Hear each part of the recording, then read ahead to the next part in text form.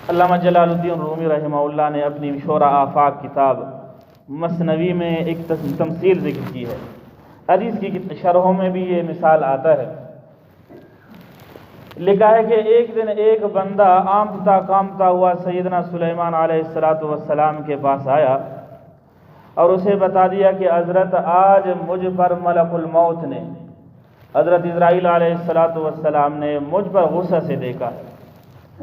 بس آپ ایسے کریں میری جان بچا دیں، میری مدد کر لیں اس سے. سیدنا سلیمان علیہ السلام نے فرمایا کہ میں آپ کی کیا مدد کر سکتا ہوں؟ کہا کہ آپ ہوا کو حکم دے دے کہ مجھے ہند پہنچا دے، مصر سے ہند بڑا فاصلہ ہے. تو سیدنا سلیمان علیہ السلام نے ہوا کو بتا دیا کہ اس کو وہاں پہنچا دے. اب ہوا کے پہنچانے میں تو کوئی وقت نہیں لگتا، چند سیکنڈ میں پہنچا دیا. وہاں جب پہنچ گیا یہ بندہ تو اس کی موت واقع ہو گئی. دوسرے دن حضرت اسرائیل علیہ السلام کی ملاقات حضرت سلیمان علیہ السلام سے ہوئی. حضرت سلیمان علیہ السلام نے فرمایا کہ کل والے بندے کے ساتھ تم نے کیا کیا؟ کہا کون سا بندہ؟ کہا کل ایک بندہ آیا اور اس پر آپ نے غصہ سے دیکھا تھا، اس نے مجھے بتا دیا کہ ہوا کے ذریعے سے مجھے یہاں سے کہیں 7 سمندر دور پہنچا دے تاکہ میں اس سے بچ جاؤں. فرمایا ہاں، اللہ تبارک و تعالیٰ نے مجھے حکم دیا کہ اس کی روح قبض کر لے. جب میں نے اسے دیکھا تو یہ یہاں آپ کے علاقے میں ہے. میں نے دیکھا کہ چند سیکنڈ اس کی موت سے ہیں اور یہ یہاں پھر رہا ہے. ایسے غضب سے میں نے اسے دیکھا تو وہ کامتا ہوا آپ کے پاس آیا. تو اللہ تبارک و تعالیٰ نے ایک ذریعہ بنا دیا، اس کی موت وہاں واقع ہونی تھی اور وہاں وہ پہنچ گیا. پھر میں نے اس کا روح قبض کر دیا، مگر بچا نہیں. بھاگا صحیح، بچا نہیں.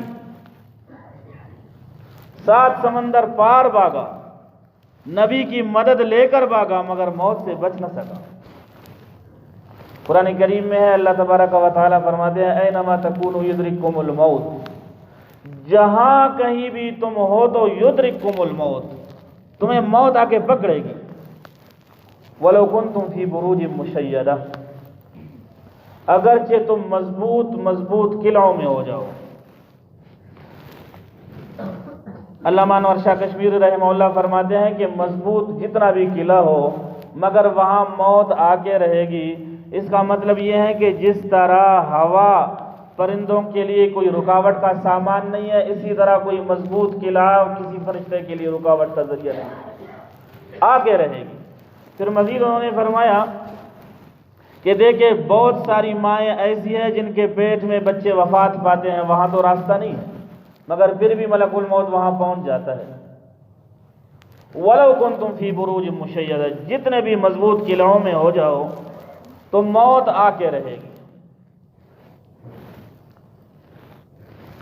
حافظ ابن کثیر نے اپنی تفسیر میں ایک واقعہ نقل کیا ہے.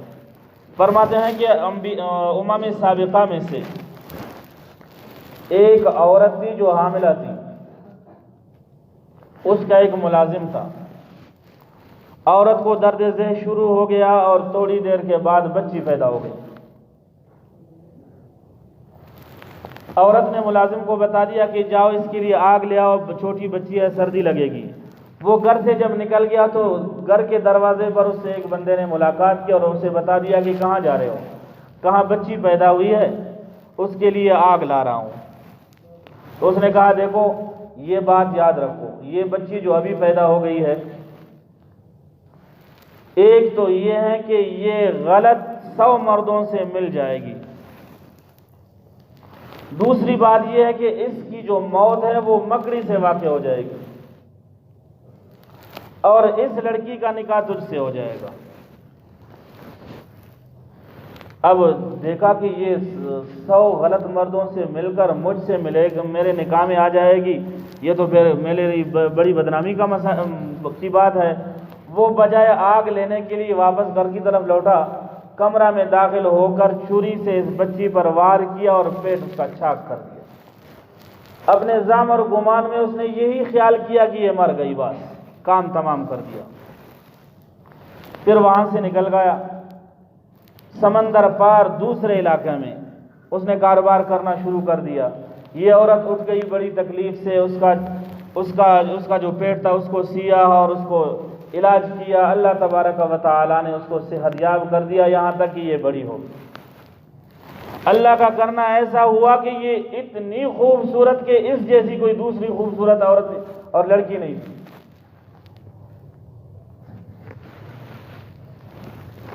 عرصہ گزر گیا، اس نے یہی سوچا کہ وہ عورت بھی اس وقت بوڑھی تھی، دنیا سے رخصت ہو گئی ہوگی، اور یہ بچی بھی مر گئی، اب مجھے ملامت کرنے والا کوئی نہیں ہوگا۔ دوبارہ اپنا علاقہ آیا، بہت سارا مال کما کر یہاں آیا، کسی بوڑھی عورت سے اس کی ملاقات ہو گئی، اسے بتا دیا دیکھیں میں نے بہت سارا مال کمایا ہے، اب جی چاہتا ہے کہ علاقہ کے کسی بڑی خوبصورت لڑکی سے میری شادی ہو جائے۔ اس نے کہا ٹھیک ہے۔ عرصہ گزر جانے کے بعد اس بوڑھی عورت کی ملاقات اس لڑکی سے ہو گئی جس کا پیٹ چاک ہو گیا تھا، اور اس نے بھی ہاں کر دیا، جا کے اسے بتا دیا کہ محلہ کے سب سے حسین ترین لڑکی سے آپ کی شادی ہونے والی ہے۔ اس نے کہا ٹھیک ہے، شادی ہو گئی۔ عرصہ گزر گیا، ایک دن بیٹھے ہوئے ہیں میاں بیوی، بیوی نے اس سے پوچھا کہ آپ کہاں کے ہیں، یہاں آپ کا ورود کیسے ہوا؟ کہا در حقیقت یہ میرا آبائی علاقہ ہے، ہوا اس طرح کہ میں ایک عورت کے پاس ملازم تھا، اس کی بچی پیدا ہو گئی اور گھر جاتے ہوئے کسی نے مجھے کچھ ماجرا سنا دیا تو مجھے غصہ آیا، پھر اس بچی کو میں نے اس کا پیٹ چاک کر کے اس کو موت کے گھاٹ اتار کر پھر میں نکل گیا، عرصہ بعد آیا ہوں۔ اس نے کہا کہیں ایسا نہ ہو کہ وہ عورت میں تو نہیں ہوں، ایسا پیٹ قمیص اٹھا کے اسے دکھا دیا کہ یہ دیکھے سارا چیرا ہوا ہے۔ اس مرد نے کہا اگر واقعی تم وہی عورت ہو جس کو میں نے ذبح کیا تھا، زخمی کیا تھا، موت کے گھاٹ اتار دیا تھا، تو سنو تمہارے بارے میں مجھے 2 باتیں اور بھی معلوم۔ کہاں بتا دوں؟ کہا ایک تو یہ ہے کہ تم 100 غلط مردوں سے مل کر میرے پاس آئی ہو۔ تفسیر ابن کثیر میں لکھا ہوا ہے کہ اس عورت نے اقرار کر دیا، کہا تعداد یاد نہیں ہے مگر میں نے بہت منہ کالا کر دیا ہے۔ اس نے مان لیا، اس نے کہا پھر ٹھیک ہے، اب محبت بھی تجھ سے ہے، بیوی بھی ہو گئی، اب یہ ہے کہ تمہارے بارے میں مجھے یہ بھی پتا ہے کہ تمہاری جو موت ہے وہ مکڑی سے واقع ہو جائے گی۔ خیر اب محبت ہو گئی ہے، تمہارے لیے میں ایک ایسا مضبوط قلعہ بنا دوں گا کہ کوئی کیڑا مکوڑا اس کے پاس نہیں آ سکے گا۔ بہت سارا مال خرچ کر کے اس کے لیے ایک مضبوط محل بنایا، پھر اس میں وہ رہائش پذیر ہو گئی۔ عرصہ گزر گیا، ایک دن میاں بیوی دونوں لیٹے ہوئے ہیں کہ بیوی کی نظر پڑ گئی ایک مکڑی پر۔ عورت نے مرد نے اسے کہا کہ کیا دیکھ رہی ہو؟ کہا مکڑی آ رہی ہے۔ شوہر نے کہا کہ یہی وہ مکڑی ہے جس سے تمہاری موت واقع ہو جائے گی۔ اس نے کہا ذرا اس کو لے آؤ، یہ اتنی چھوٹی سی چیز ہے اور میری موت اس سے واقع ہو جائے گی۔ وہ قریب گئی اور اس کو اپنے پاؤں کے بڑی انگلی سے ایسے مسل ڈالا، کہا یہ کیا ہے جو میری موت اس سے واقع ہو جائے گی؟ ابن کثیر میں لکھا ہوا ہے کہ اس کے زہر سے اس کے ناخن اور گوشت کے درمیان میں پڑ گیا تو چھوٹا سا زہر، اس سے وہ پھولتا چلا گیا اور اس سے اس کی موت واقع ہوئی۔ اس زمانے میں ہم اور آپ اس کو کینسر کہہ سکتے ہیں، اسی سے اس کی موت واقع ہو گئی۔ وہ بندہ کون تھا اس کے بارے میں کسی نے تفصیل نہیں ذکر کی ہے، لیکن یہ ہے کہ اینما تکونوا یدرککم الموت ولو کنتم فی بروج مشیدہ، تم جہاں کہیں بھی ہو جاؤ گے تو موت آ کے رہے گی۔